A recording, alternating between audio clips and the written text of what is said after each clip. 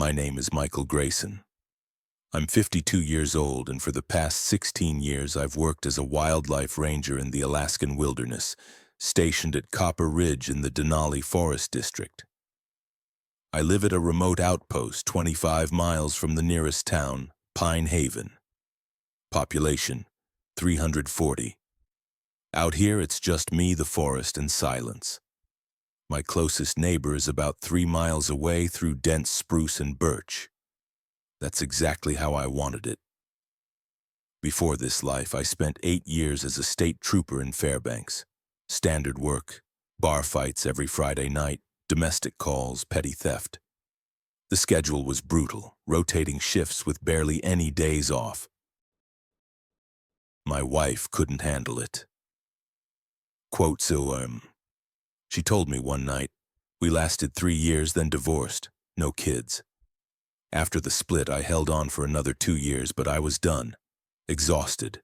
Tired of people, their problems, their chaos, the endless midnight calls. In 2008, I joined the Alaska Department of Fish and Game, got my ranger certification, and requested assignment to the most remote district they had. Copper Ridge, far, isolated, inconvenient. For me, it was perfect. The station is small. A 12 by 20 log cabin with a wood stove, a bunk, a table, and shelves for supplies. Outside, there's a shed for tools, a woodpile, and a small bathhouse I heat once a week. No electricity. Light comes from kerosene lamps and a battery-powered LED. Water from a stream 150 feet from the door. I have a CB radio for daily check-ins with the main station in Pine Haven, 9 a.m. and 6 p.m. every day. Emergency contact anytime. The work is simple but demands discipline. Daily patrols average 12 miles, sometimes more. I check salt licks, monitor feeding stations for moose and deer, assess forest health, and keep detailed logs. Population counts, how many moose, caribou, bears, wolf tracks I've seen. Winter I travel on skis, summer on foot, spring and fall are the hardest. Mud season when rivers swell and trails become impassable. In 16 years, I've seen it all. I've detained poachers. 3 times it came to fists once I fired a warning shot. I've pulled lost tourists out of the backcountry. City people who come out here with no map, no GPS, get turned around in 2 hours. Then I spend 2 days tracking them down. I've found injured animals. Moose with broken legs, wolves caught in traps, birds with shattered wings. Some I saved. Some I had to put down so they wouldn't suffer. My temperament is steady. I don't waste words or emotions. I've learned to rely only on myself. Out here, that's the right approach. Help is far away. You survive on your own. I don't have friends, just acquaintances. Other rangers from neighboring districts, local foresters. Once a month I drive into Pine Haven for supplies. Sometimes I stop by the district office to file reports and catch up on news. That's all the contact I need. I thought nothing could surprise me anymore. I thought I'd seen everything this wilderness had to offer. But in September 2023, something happened that changed not just my life, but made me understand. Sometimes when you save someone, you save yourself too. I woke at 5:30 a.m. like always. Outside, it was already getting light. September mornings in Alaska come early. I splashed cold water from the bucket on my face, reheated yesterday's oatmeal on the stove, drank black coffee, and ate quickly. No wasted motion. By 6 a.m. I was packing my gear, routine patrol of the northern sector, an 8-mile loop along Silverstream River. The route was familiar but long. 3 salt licks to check, 2 feeding stations, and a fall wildlife count. If I had time, I'd check the old observation tower on the ridge. The roof blew off last winter. I needed to assess whether it was worth repairing or better to build a new one. I packed methodically, Thermos of coffee, 2 sandwiches with canned stew, spare jacket, first aid kit, coil of rope, knife, hatchet, waterproof matches. CB radio in a separate pocket, full battery. GPS unit, binoculars, field journal in a weatherproof cover, pencil. I didn't take my rifle. This sector was quiet. Bears usually stayed higher up near the berry patches, but I clipped a flare gun to my belt and attached bear spray just in case. I left at 6:15 a.m. Weather was good, about 60 degrees Fahrenheit, sun shining, barely any wind. The first snow had melted a week ago. Ground was dry enough. The trail was easy to walk. September in the Alaskan wilderness is the best time. Everything comes alive. Birds call, animals are active. In winter, it's dead and silent. In fall, you can feel nature preparing for the long sleep ahead. The first mile went fast along an old logging road. The road had been abandoned for 20 years. Trees along the edges were tall now, but the ruts were still visible. Easy walking, flat, no deadfall. I watched for tracks. A moose had passed recently, maybe 3 hours ago. The print was clear, deep, a large bull. A bit farther, deer tracks. A small herd, about 6, heading to the river for water. Bird droppings on the trail. Grouse had roosted nearby. At the 2-mile mark, I turned off the road onto the trail. Now it was real wilderness. Dark, smelling of damp earth and pine. The trail was narrow, barely visible, but I knew it by heart. 16 years walking this land. I could close my eyes and not lose my way. Progress slowed. I had to step over fallen logs, navigate roots, sometimes squeeze between trunks. At mile 4, I reached the first salt lick, an artificial mineral station for ungulates. Pure salt in a wooden trough. Moose and deer come to lick it, getting minerals they lack in their regular diet. I checked it. Salt almost gone. Needed replenishing. I noted it in my journal. September 23rd, Salt Lick number 3, North Sector. Needs refill. I pulled a bag of salt from my pack, poured about 6 pounds into the trough. Enough for 2 weeks. I continued along Silver Stream River. Water was high from recent rains, fast-moving. Dangerous to cross. The current would sweep you away. Good thing the trail stayed on the right bank. No need to ford. I looked at the water. Clear, transparent. You could see rocks on the bottom. In October, salmon would run upstream. Good fishing then. At mile 5, I found old bear tracks. About a week old, maybe a bit more. A sow with 2 cubs, 1 large print and 2 small ones beside it. They'd been walking along the river, then turned into the forest. Nothing unusual, normal behavior. In fall, sows teach their cubs to forage, showing them territory. I noted it in my journal. Mile 5, tracks of sow with 2 cubs. Age, approximately 1 week. By 9 a.m., I reached the second feeding station. Not a salt lick, just a regular feeding area. Hay, branches, grain, mostly for deer. I checked. Hay almost gone. Grain low. I noted it and refilled from my supplies. My plan was to reach the tower, assess its condition, then loop back on a different trail. About 8 miles total. I'd be back by lunch if I didn't dawdle. Just another routine workday. Nothing special. I had no idea that in an hour, everything would change. After the second feeding station, I headed toward the tower. About a mile left. The trail wound through dense spruce, then mixed forest. Spruce, birch, scattered aspens. The sun had climbed high. It got warm. I took off my jacket, stuffed it in my pack. Kept walking in just my flannel shirt. Comfortable. Around mile 6 from the station, I noticed something wrong. Didn't realize what at first. Just a feeling. Something off. I stopped, listened, and then I understood. Silence. Complete dead silence. That was wrong. September 10 a.m., warm weather. The forest should be noisy. Usually at this time, birds call constantly. Ravens croak harshly, woodpeckers hammer on trunks, jays chatter back and forth, chickadees whistle. Fall is especially loud, nesting season.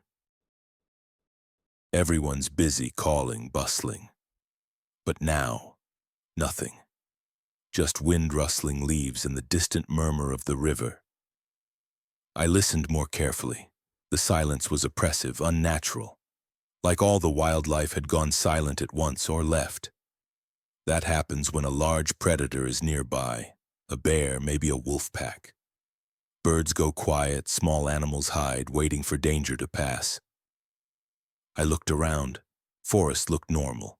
Trees, brush, trail, nothing suspicious. But the discomfort didn't fade. My hand instinctively went to the flare gun on my belt, checked it. Still there. Bear spray too. I kept walking, but now on alert, watching all around, listening to every sound. About 600 feet farther, the silence lifted slightly.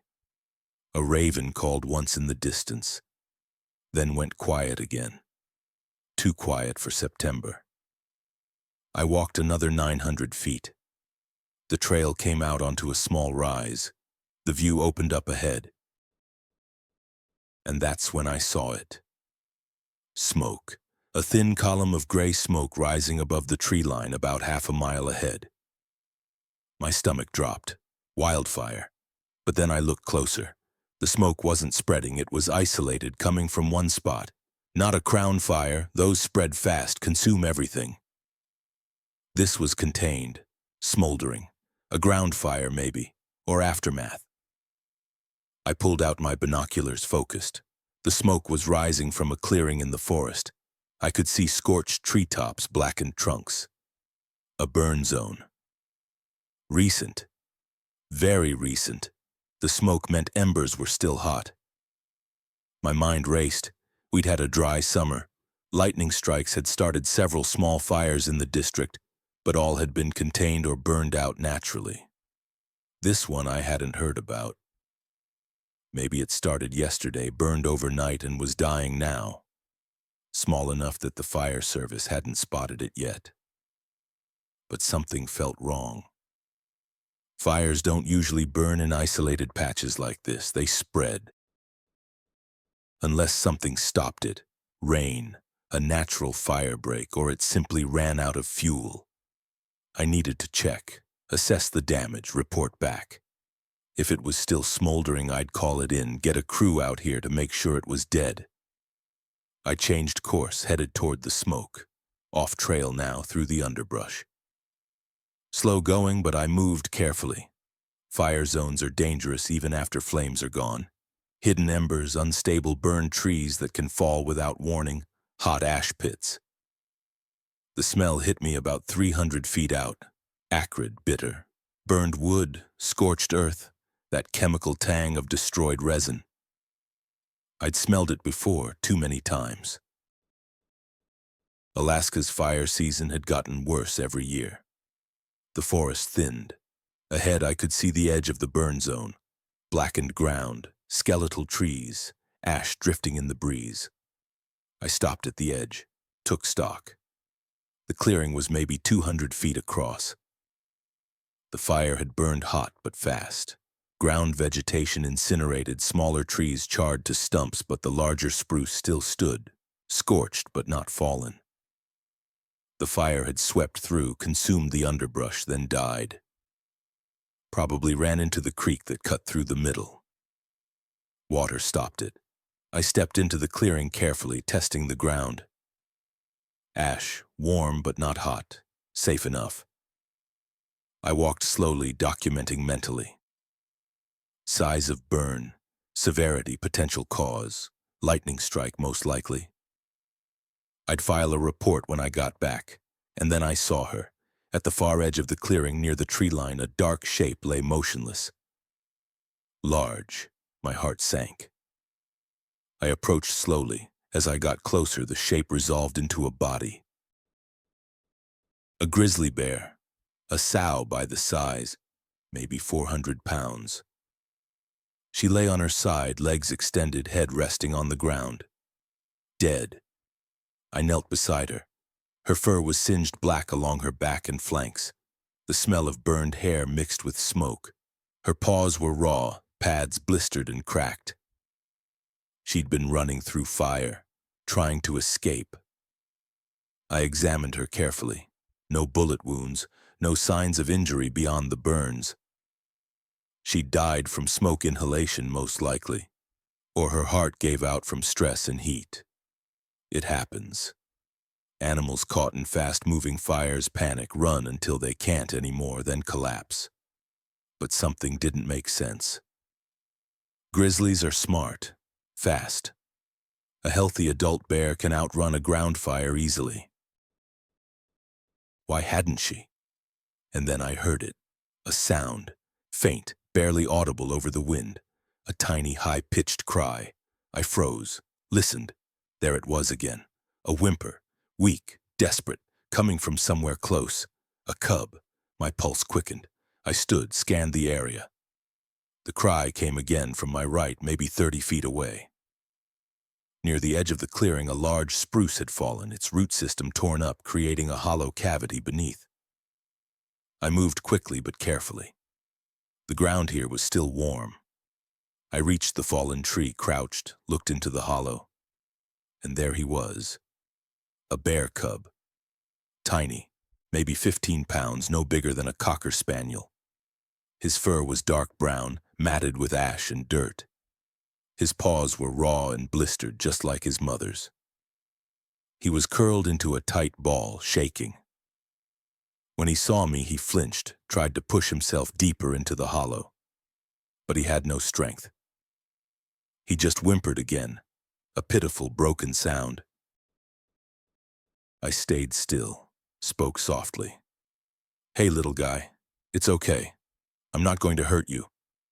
He stared at me with huge black eyes, terrified, too weak to run, just shaking. I looked back at the dead sow. Understanding hit me like a punch to the gut. She hadn't been running away from the fire. She'd been running with him, trying to get her cub to safety. She'd pushed him into this hollow, the safest spot she could find, then collapsed outside.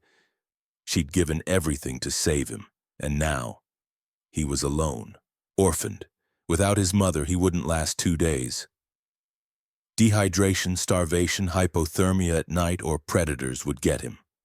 A wolf pack, a male bear, even an eagle could kill something this small and weak. I sat back on my heels thinking. Options were limited. Option 1, leave him here. Call wildlife services. Wait for them to come get him. But services were 150 miles away in Fairbanks. They'd take 2 days minimum to get here. The cub wouldn't last that long. He was already dehydrated, in shock, burned. Another day and he'd be dead. Option 2, take him with me. Try to stabilize him, get him food, water, warmth, then transport him to a rehabilitation facility. But the nearest facility was in Fairbanks, 150 miles. The roads were rough, washed out in places from fall rains. It'd take 2 days to get there, maybe 3. The cub might not survive the journey in this condition. Option 3, take him to someone nearby. Someone with the resources to care for him short-term until he was strong enough to transport. Someone with goat's milk, a warm house, experience with animals. Sarah Wilson. The name came to me immediately. Sarah lived about 3 miles from my station off an old logging road. A widow. Her husband, Paul, had died 3 years ago. Heart attack while repairing their tractor. Since then, she'd lived alone. Kept goats, chickens, a garden. I checked on her sometimes during my rounds, helped with firewood, fixed her fence once. She always thanked me quietly, then watched me leave. Sad. Gray. Like she wasn't living, just existing. People in Pine Haven said she wouldn't last. Grief was eating her alive, but no one could help. Everyone had their own problems, but Sarah had goats, which meant fresh milk. And she had a good wood stove, a warm house. She knew animals. She'd help. I was sure of it. And maybe Maybe this cub would give her something to live for again. I made my decision. "All right, little guy," I said softly. "You're coming with me." I reached into the hollow carefully. The cub tried to pull away, but he was too weak. I lifted him gently, cradling him in both arms. He was light, maybe 15 pounds, and shaking violently. His fur was cold and damp. His breathing was rapid and shallow. I took off my spare jacket from my pack, wrapped him in it. He quieted slightly, pressing his face into the fabric. The warmth calmed him. I carefully placed the bundle into my pack, leaving the top open for air. He lay still, only his small, rapid breaths audible. I adjusted the straps, secured the waist belt, looked back at the dead sow one last time. I couldn't help her, but I'd save her cub. That was something. I pulled out my CB radio, tried to call the station. "Copper Ridge to Pine Haven Base, come in, over." Static, interference, no response. The burn zone, the trees, they were blocking the signal. I'd have to call from the station or from Sarah's. I put the radio away, checked the cub. Still breathing, still alive. "Hold on, buddy," I said. "We've got a few miles to go." I turned and started walking fast. Back through the burn zone, back into the forest, towards Sarah's place. 3 miles. I could make it in an hour if I pushed. Behind me, smoke still rose from the clearing. Ahead, a tiny life hung in the balance. I moved fast, but carefully. The pack bounced on my back with each step, and I could feel the cub shift slightly inside.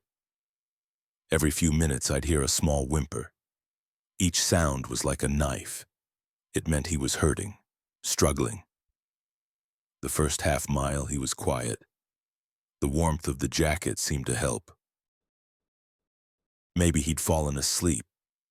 But then he started making noise again. Soft cries, weak and plaintive, like he was calling for his mother. I stopped, carefully lowered the pack, looked inside. The cub was awake, eyes open, staring at me. His breathing was labored, panting. He whimpered again.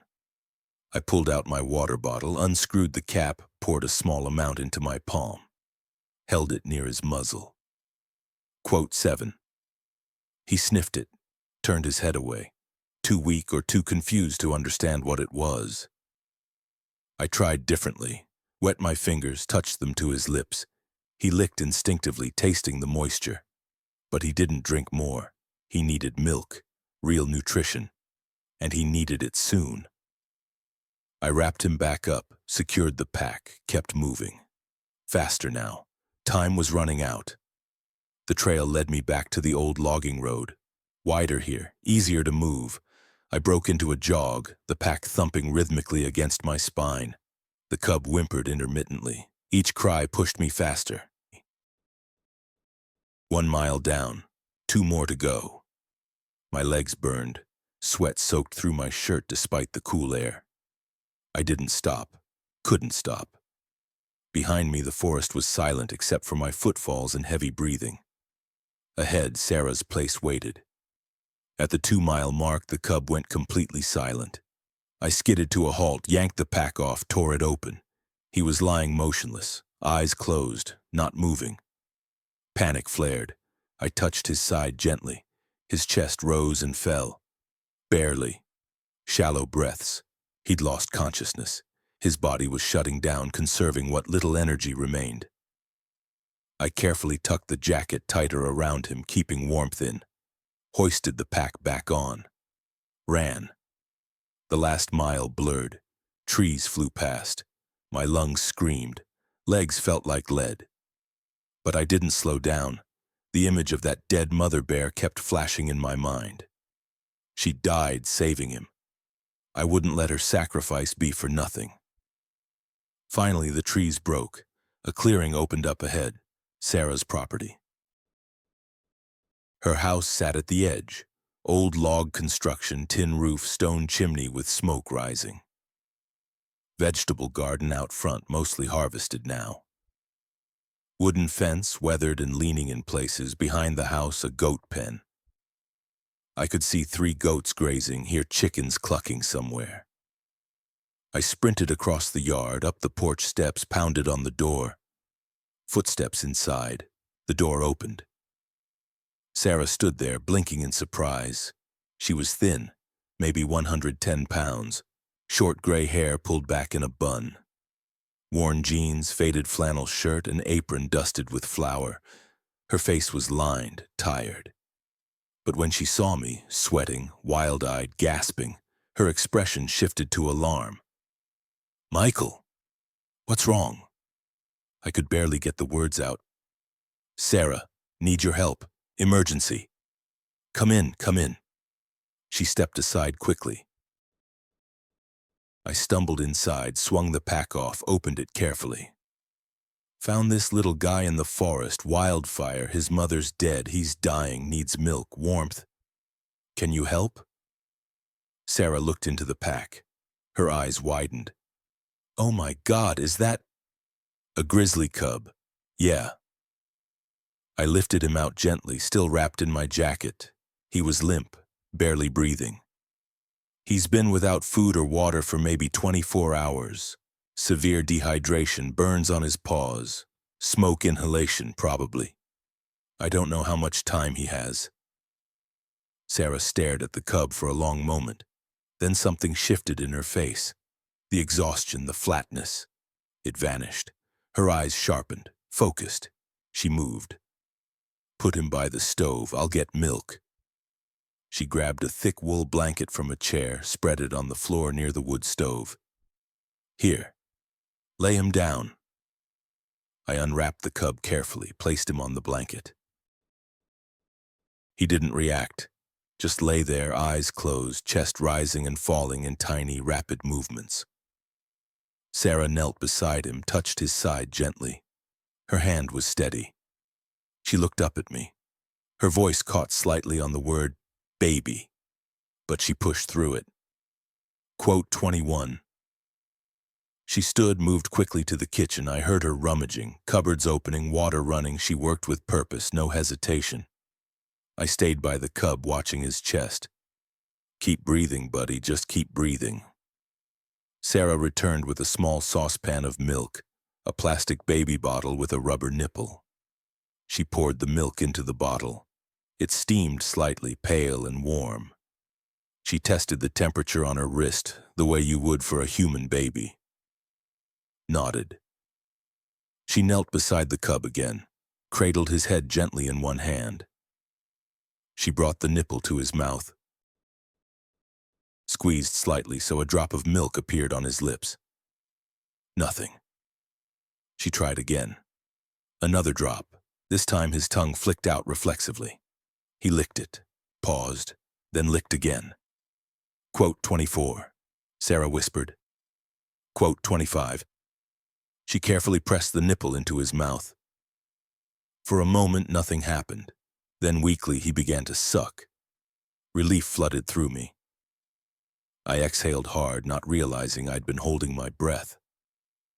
The cub drank slowly, weakly, but he drank. His tiny paws came up, gripping the bottle with feeble strength. Sarah held it steady, letting him set the pace. She murmured softly to him. "That's good. You're doing great. Keep going." He drank about half the bottle, maybe 4 ounces. Then the nipple slipped from his mouth.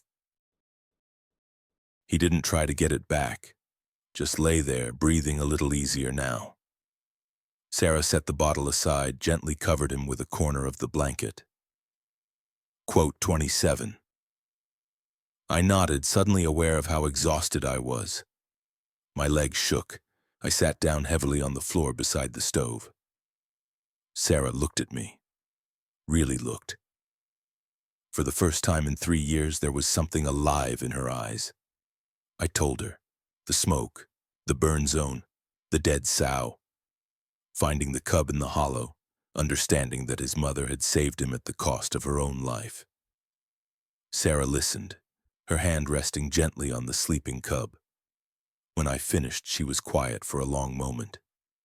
Then she said softly, quote 29, quote 30. Sarah's eyes were wet. He'll live. I'll make sure of it. I believed her. I stayed at Sarah's for 3 days. I'd tried the CB radio from her place, and she didn't have one, but I'd brought mine. The signal was weak, but I finally got through to Pine Haven Base on the 2nd day. Copper Ridge, this is Base. Where the hell have you been, Grayson? You missed 2 check-ins. Base, I found a wildfire site. Small burn contained naturally by Silver Stream Creek. Also found a dead grizzly sow and an orphaned cub. Cub is in critical condition. I'm at a local residence providing emergency care. We'll need wildlife services for transport to rehab facility. Silence on the other end. Then, you took the cub? Affirmative. He was dying. Nearest help is 2 days away. He wouldn't have survived. Another pause, then a different voice. Hank Morrison, District Supervisor. Grayson, you know the regulations. Wild animals can't be kept without permits. I know, Hank. This was emergency triage. I'll transport him to Fairbanks as soon as he's stable. How long? Few days, maybe a week. He's severely dehydrated, burned, in shock. The journey would kill him right now. Hank sighed. All right. But this is on you, Grayson. Document everything. Condition, care, progress. Daily reports. If Fish and Wildlife comes knocking, you're the one answering. Understood. And Grayson, the burn site. How big? Maybe 200 feet across. Ground fire, fast moving. Creek stopped it. All embers are cold now. No risk of reignition. Good. I'll send a crew to assess and confirm. Give me coordinates. I did. Hank signed off with a warning to keep my ass covered. Sarah had listened to the whole conversation. When I put the radio down, she said, "They're going to take him away." Eventually, yeah, when he's strong enough. There's a rehabilitation facility in Fairbanks. They specialize in orphaned cubs. They'll raise him, teach him to survive in the wild, then release him when he's old enough. How old? 18 months usually. Maybe 2 years. Sarah looked at the cub, sleeping peacefully by the stove.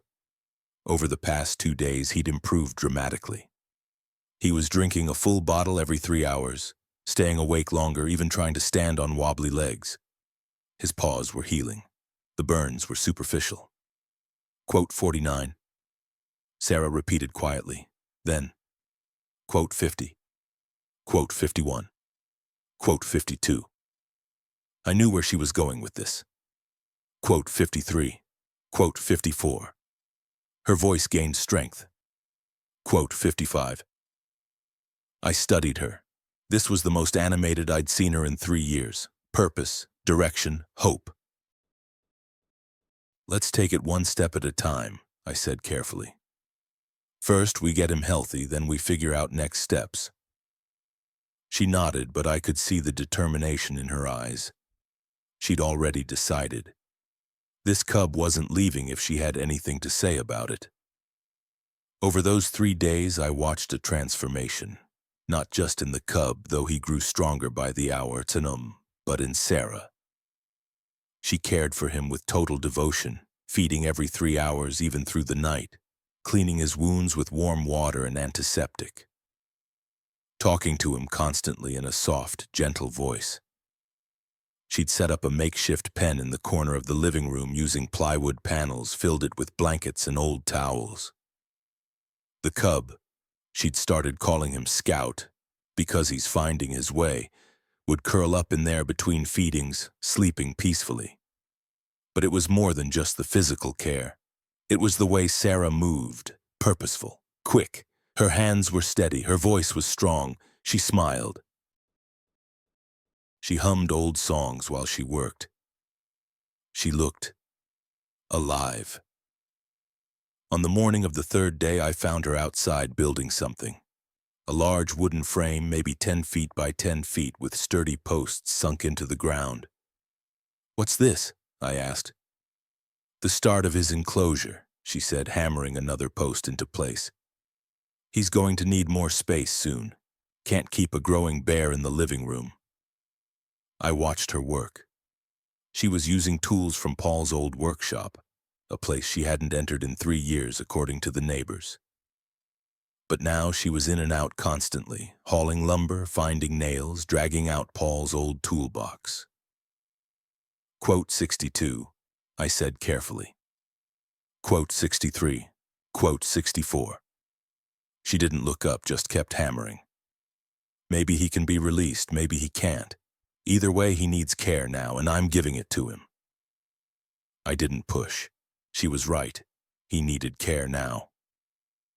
We'd deal with the future when it came. That afternoon, I radioed Hank again. Base, Grayson. Cub is stable, eating well, gaining strength. I'm implementing a rehabilitation plan. Daily documentation, weight tracking, behavioral notes. We'll advise when he's ready for transport. How long, Grayson? 2 weeks, maybe 3. Jesus, all right, keep me posted. And Grayson, you're going to need a vet to sign off on this. Health clearance before any facility will take him. Understood, I'll arrange it. But even as I said it, I wondered if transport would ever happen. Sarah was building more than an enclosure. She was building a life, for herself and for Scout. And maybe that wasn't such a bad thing. On day 10, 2 men showed up at Sarah's door. I was there when they arrived. I'd been coming by twice a day to check on Scout and help Sarah with the enclosure. We'd finished the frame and were working on chain-link fencing when a gray pickup pulled into the driveway. 2 men got out. Both wore Alaska Department of Fish and Game uniforms. I recognized one, Carl Hutchins, a wildlife officer from the Fairbanks office. The other was younger, maybe 30, with a clipboard. Carl walked over, nodded at me. Grayson. Carl. Heard you've got a bear cub. That's right. We need to see him. Assess the situation. Sarah came out of the house, wiping her hands on a towel. Who are you? Carl introduced himself and his partner, a guy named Derek something or other. Ma'am, we're here to inspect the bear cub and determine appropriate placement. Appropriate placement? Sarah's voice went cold. Quote 79, quote 80, quote 81. Sarah interrupted. Quote 82. Derek blinked. Quote 83, quote 84. Carl raised his hands. Quote 85. Sarah stared him down for a long moment. Then, quote 86, quote. She led them inside. Scout was in his pen playing with a rubber ball Sarah had given him. When he saw strangers, he scurried to the back corner, watching warily. Carl knelt by the pen. Observed him quietly. Quote 87. Quote 88. Sarah said crisply. Quote 89. Derek was scribbling notes. Carl stood up. Quote 90. Quote 91. Sarah said evenly. Quote 92. Quote 93. Carl admitted. Quote 94. Carl and Derek exchanged glances. Derek said, quote 95. Quote 96. She pulled out a thick folder from a drawer. Quote 97. I blinked. She'd been busy. Carl took the folder, flipped through it. This is thorough. I don't do things halfway. He handed it back. All right, we'll file a report. Recommend temporary approval pending full review. But understand, Mrs. Wilson, this could take months, maybe a year, and there's no guarantee it'll be approved. I understand. And in the meantime, if we determine the cub should be transferred to Fairbanks, then we'll cross that bridge when we come to it. Carl nodded slowly. Fair enough. He looked at me. Grayson, you're signing off on this? I am. Sarah's doing everything right. Scout's thriving. If there's a way to keep this arrangement, I support it. All right. Carl tipped his hat to Sarah. We'll be in touch, ma'am. They left. Sarah stood at the window watching the truck disappear down the road. Her jaw was set, her hands clenched. You okay? I asked. They're going to fight me on this. Maybe. But you've got a strong case and you've got support. She turned to look at me. Why are you helping me, Michael? You could get in trouble for this. I thought about that. Why was I helping? Because it was the right thing to do? Because I'd seen what Scout had done for Sarah? Brought her back to life? Because I believed deep down that sometimes the rules needed to bend for the right reasons? All of that. And maybe something more. Maybe I was tired of being alone too. I said simply. Sarah's eyes softened. She didn't say anything, just nodded. And in his pen, Scout made a small, contented sound and went back to playing with his ball. Winter came early that year. By mid-November, snow blanketed the wilderness, and temperatures dropped to 10 below. Scout had grown massive, nearly 80 pounds now, strong and healthy. His burn scars had healed completely, leaving only faint marks on his paw pads. He was playful, curious, and deeply bonded to Sarah. The enclosure was finished, 20 feet by 20 feet, chain-link walls 10 feet high, a sturdy roof to keep out snow. Inside, Sarah had built a wooden den box filled with straw, a climbing structure made from logs, and a small pool she kept ice-free with a heater. Scout loved it. He'd spend hours digging in the snow, wrestling with logs, then curl up in his den box when he got tired. But Sarah let him in the house most evenings. He'd lie by the wood stove while she cooked dinner, his massive head resting on his paws, eyes half closed. Sometimes I'd be there too, the three of us sitting quietly while the wind howled outside. The permit process was moving but slowly. Carl had filed the initial report, favorable, thankfully, but now it was in the hands of state bureaucrats. Endless paperwork, inspections, environmental assessments. Sarah handled it all with fierce determination, filling out forms late into the night, making phone calls, gathering documentation. They're stalling, she said one evening, frustrated. They don't want to set a precedent. If they approve me, other people might try the same thing. Then we make it impossible for them to say no, I said. We document everything. Show that Scout is thriving. Show that this setup is safe, educational, beneficial. How? An idea had been forming in my mind for weeks.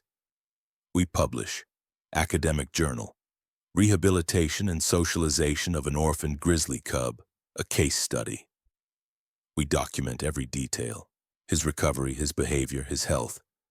We show this isn't just someone keeping a pet bear. This is legitimate wildlife rehabilitation. Sarah stared at me. You think that would work? It might. Gives us credibility, shows we're serious. Can you write something like that? I can try, but I'll need your help. You've got all the daily logs, the medical records. We combine that with my field observations. Get Dr. Paulson to contribute a veterinary assessment. Sarah's eyes lit up. Quote, 125. We started that night. Sarah pulled out months of meticulous notes, weights, feeding times, behavioral observations. I contributed ecological context, wildlife management principles. Dr. Paulson agreed to write a section on Scout's medical recovery. It took us 3 weeks, working every evening. Sarah would cook dinner, we'd eat together, then spread papers across her kitchen table and write until midnight. Scout would lie nearby, occasionally wandering over to investigate what we were doing, snuffling at the papers until Sarah gently pushed his nose away. It felt good, normal, like a family working together on something important. When we finished, the paper was 37 pages long, comprehensive, detailed, academic, but accessible. I sent it to Dr. Ellen Ridgway at the University of Alaska Fairbanks, a wildlife biologist I'd worked with years ago. She agreed to review it, suggest revisions, and potentially help us get it published. 2 weeks later, she called me. "Michael, this is excellent work, truly.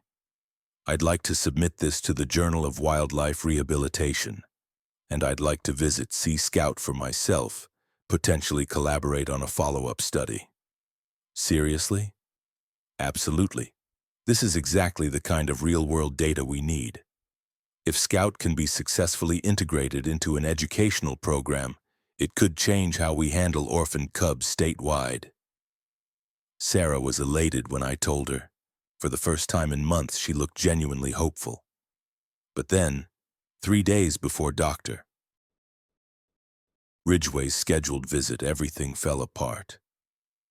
It was December 8th, a Friday.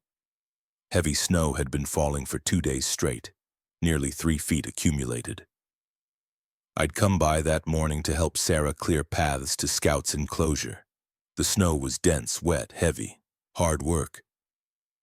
We'd been shoveling for about an hour when Sarah said, "I'm going to check on Scout, make sure his den box is clear. I'll finish this path, then come help." She nodded, trudged through the snow toward the enclosure. I kept shoveling, my breath fogging in the cold air. 5 minutes later, I heard her scream. I dropped the shovel, ran. "Sarah!" I found her on the ground outside the enclosure gate, clutching her leg. Her face was white with pain. "I slipped. The ice. I think it's broken." I knelt beside her. Her right leg was bent at an unnatural angle below the knee. "Definitely broken, possibly a compound fracture." "Don't move. I'm calling for help." I pulled out my satellite phone. I'd started carrying it instead of just the CB radio. Dialed 911, gave our location, described the injury. The dispatcher said an ambulance would take at least 90 minutes in these conditions, maybe longer. Quote 134, I told Sarah. Quote 135. She nodded, teeth gritted. Quote 136. I ran to Paul's workshop, grabbed some boards and rope, fashioned a makeshift splint, immobilized her leg as best I could. Sarah didn't cry out, but I saw tears streaming down her face. Inside the enclosure, Scout was agitated. He could sense something was wrong. He paced along the fence line, making low, distressed sounds. I said, trying to distract Sarah from the pain. I walked to the fence. Quote 139. He pressed his nose against the chain link, snuffling, not reassured. The ambulance finally arrived 2 hours later. By then, Sarah was going into shock from pain and cold despite the blankets I'd wrapped her in. The paramedics loaded her onto a stretcher, started an IV. I'm coming with you, I said. No. Sarah grabbed my hand weakly. Scout, he needs to be fed 4 o'clock, then again at 8. Please, Michael. Sarah, promise me. I promise. They loaded her into the ambulance. As it pulled away, she was looking back at the house, at the enclosure, at Scout. I'd dealt with wild animals my entire career. Bears, wolves, moose. I'd tracked them, observed them, managed them. But I'd never been solely responsible for one, especially not one as large and powerful as Scout. He weighed 90 pounds now, still young, still playful but strong. Those jaws could crack bones, those claws could tear flesh. Yes, he was bonded to Sarah. But me? I was familiar but not family. At 4 o'clock, I prepared his food like Sarah had taught me.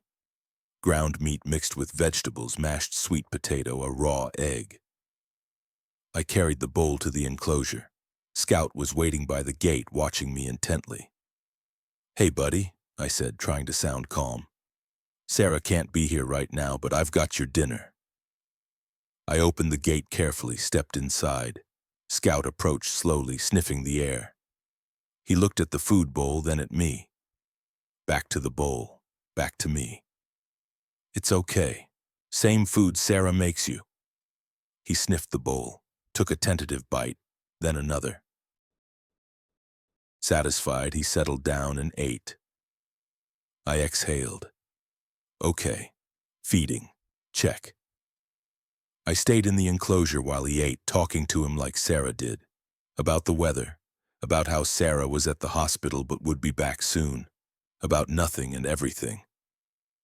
When he finished eating, he looked at me expectantly. What? He made a low rumbling sound, not aggressive, more like a question. Then I remembered. Sarah always played with him after dinner. A game they'd developed. She'd hide treats around the enclosure and he'd hunt for them. Quote 150. Scout bobbed his head, a gesture Sarah had accidentally taught him. It meant quote 151, quote 152. I grabbed some of his favorite treats, dried fish, and hid them around the enclosure while he watched, bouncing excitedly. Then I said, quote 153, quote. He took off, nose to the ground, hunting. Found the first one in seconds, then the second. By the fifth one, he was having so much fun he was doing little jumps and spins between finds. I couldn't help but smile. You're a goofball, you know that? He brought me the last piece of fish, dropped it at my feet. The game was over. Now what? Sarah usually let him into the house around this time. He'd lie by the stove until bedtime, then go back out to his den. But letting a 90-pound bear into the house alone with me felt risky. Scout sat down, staring at me, waiting. I sighed. I opened the gate, headed toward the house. Scout followed, trotting happily through the snow. We went inside. He immediately went to his spot by the stove and lay down with a contented grunt. I made coffee, sat at the kitchen table, called the hospital. They'd set Sarah's leg. Clean break, no surgery needed. But she'd be there overnight for observation. Maybe 2 nights. Can you manage? She asked, her voice tired. We're managing. He had dinner? Yes. We played the hiding game. Now he's by the stove. He likes you, Michael. I think he tolerates me because I bring food. She laughed softly. No. He likes you. I can tell. We talked for a few more minutes, then she needed to rest. I hung up, looked at Scout. He was watching me with those intelligent black eyes. Just you and me for a couple days, huh? He yawned, showing impressive teeth, then put his head down and closed his eyes. I sat there drinking coffee, watching a bear sleep in Sarah Wilson's living room, and thought about how strange my life had become, and how I didn't mind it at all. Sarah came home 3 days later. Her leg was in a cast and she needed crutches. I'd converted Paul's old workshop into a temporary bedroom on the ground floor so she wouldn't have to manage stairs. Scout was beside himself with joy when he saw her. He tried to jump on her like he used to, but I blocked him. Quote 165. He seemed to understand. Instead, he pressed against her legs carefully, making happy rumbling sounds while she scratched behind his ears. Quote 166. She murmured. Over the next 2 weeks, I basically moved in. Sarah couldn't manage the property on crutches, couldn't care for Scout properly. So I stayed. Fed Scout, cleaned his enclosure, chopped firewood, cooked meals. Sarah directed operations from her chair, frustrated but grateful. Quote 167. She said one evening. Quote 168. Quote 169. Quote 170. She looked at me for a long moment.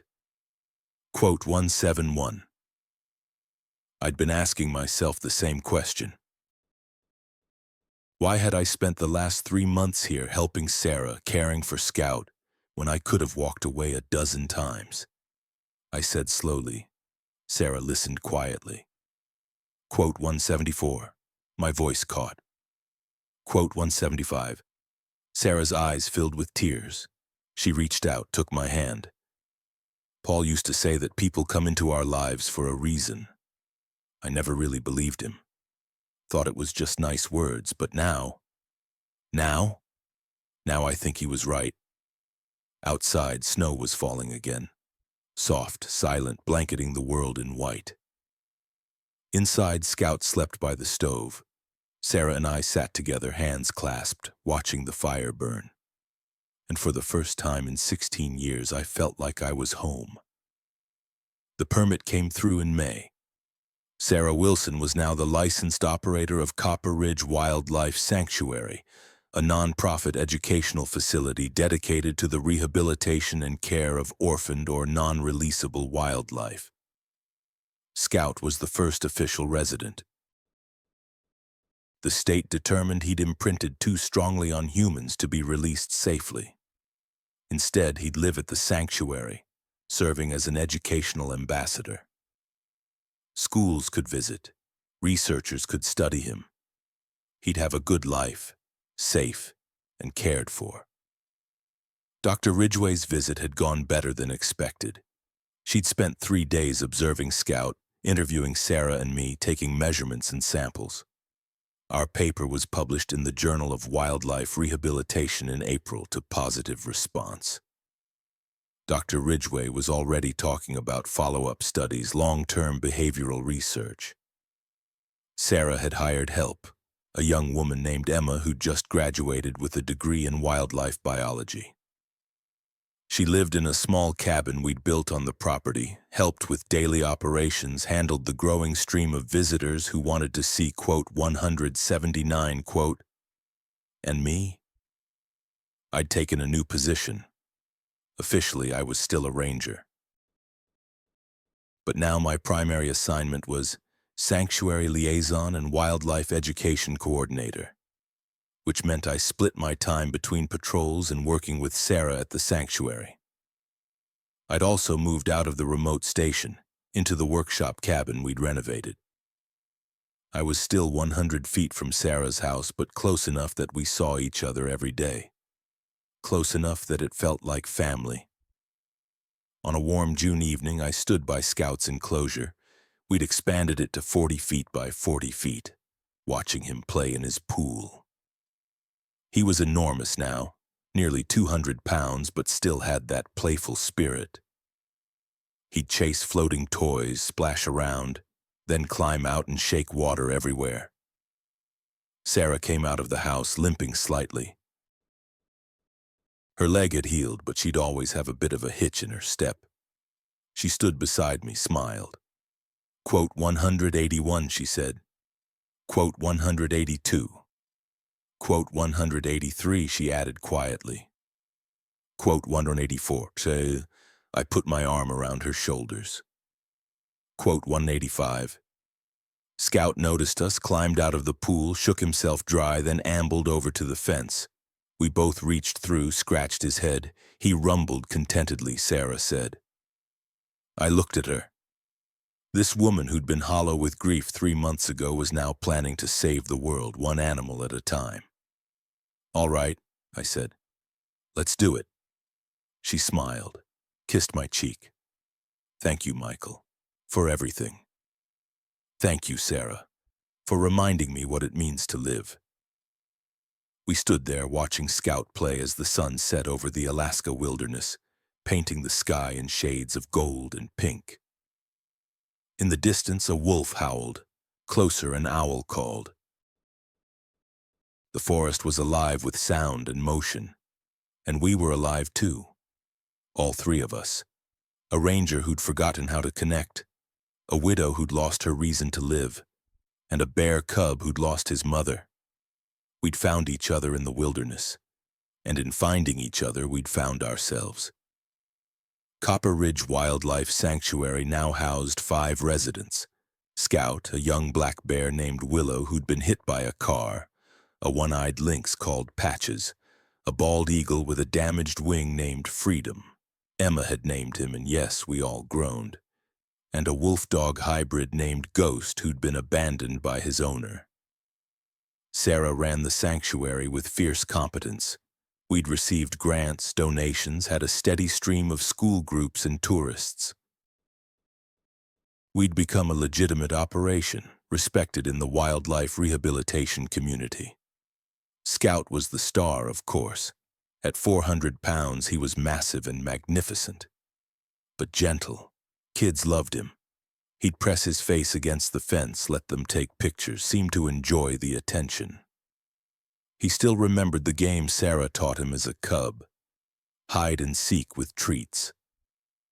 Sometimes, on quiet evenings when the sanctuary was closed, she'd go into his enclosure and they'd play. A woman and a bear, friends. Sarah and I got married in September 2025. Small ceremony, just close friends and Emma. Scout was there too, watching from his enclosure with what I swear was approval. Doctor. Ridgway called us one afternoon in October. I wanted you to hear this first. The state is using your sanctuary as a model. They're proposing new regulations that would make it easier for qualified individuals to operate small-scale wildlife rehabilitation facilities. You changed the system, Sarah. You actually did it. Sarah cried when she hung up, happy tears. That evening we sat on the porch, Sarah, me, Emma, and a volunteer named Marcus who'd started helping on weekends. We watched the first snow of the season fall, soft and silent.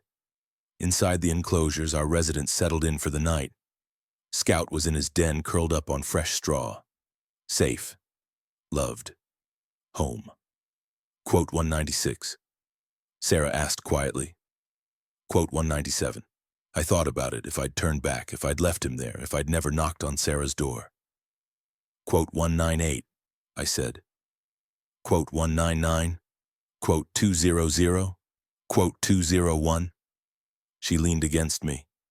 Quote 202. I'd never been a spiritual man.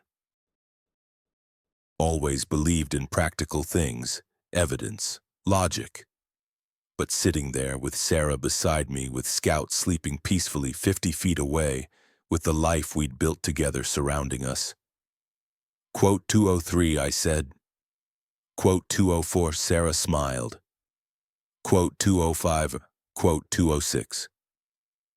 Snow fell, the forest breathed, and inside Copper Ridge Wildlife Sanctuary, 5 animals who'd lost everything slept soundly knowing they were safe. And so did we.